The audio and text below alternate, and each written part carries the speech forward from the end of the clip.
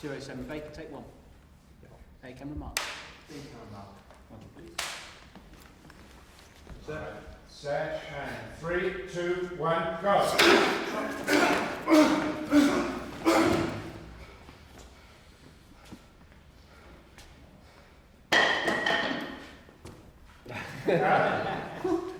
It's been a defining role in my life and my career, and you know, it's enabled me to do a lot of.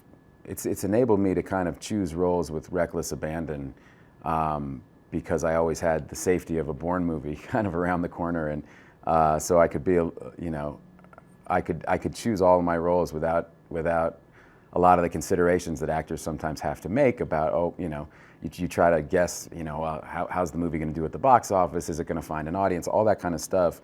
And I've been kind of inoculated from that because of this role. So it's been a huge role for me on a whole number of levels. You know, so I mean, I've always been incredibly grateful to Doug Liman for giving me the part, you know, 16 years ago. And I'm sure I'll always be associated with this role, and kind of no matter what else I do, you know, to do something 4 separate times in your career, you know, it's gonna follow you around. But I don't mind being followed around by Jason Bourne. I like Jason Bourne.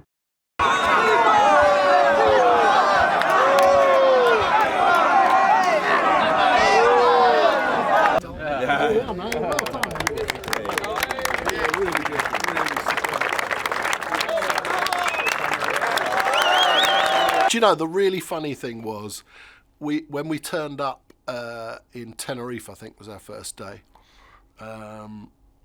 It's been nearly 10 years, you know, since we've made a Bourne film.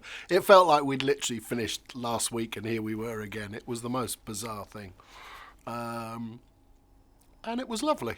You know, we had a lot of fun on this film. It was hard work.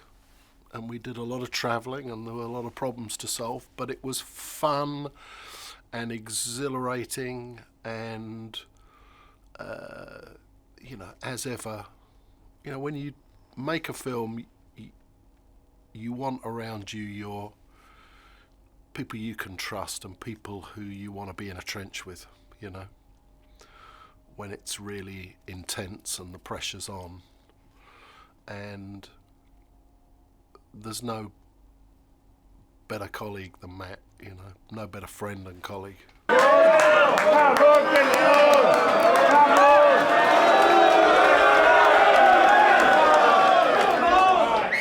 my mark. You didn't give him real beer, did you? Not yet. If they perform well, yes.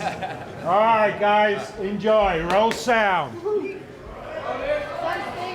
It's 37, take one. Yeah. A camera mark.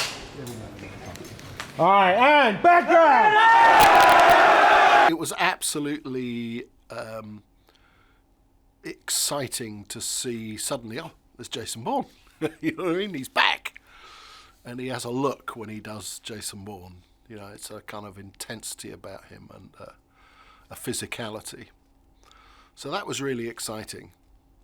But then over the next few days, as I say, I could see this sort of different colours to him. There was a sort of more humanity to the character, I think, and he kind of brought a quality of vulnerability mixed with that kind of incredible physical skill set, and it just made it inspiring to come to work every day, you know. 3, 2, 1, action. Right, shot. Right, and then punch. All right. Bam. Grab the gun. Bam. Mr. Whip. Bam. Bam. Bam. That's it. And I can switch hands. Yeah. He's my friend, and you know, so there's a whole personal side to it. But I just trust him completely, and that's really what it's about.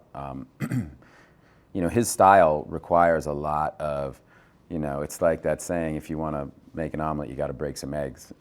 You know, Paul's style, because there's a lot of improvising, because, I mean, oftentimes, you know, you'll have your character's agenda and you won't have the dialogue. You just know what it is your character wants, and he'll just loose two actors on each other, and I mean, so it's a very incredible and creative process.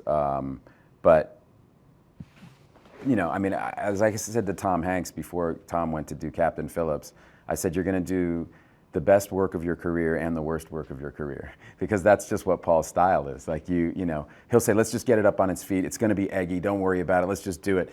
And if you just release yourself and give yourself up to his process, you know, I've never been disappointed. So it's just a very deep creative trust that I have in him.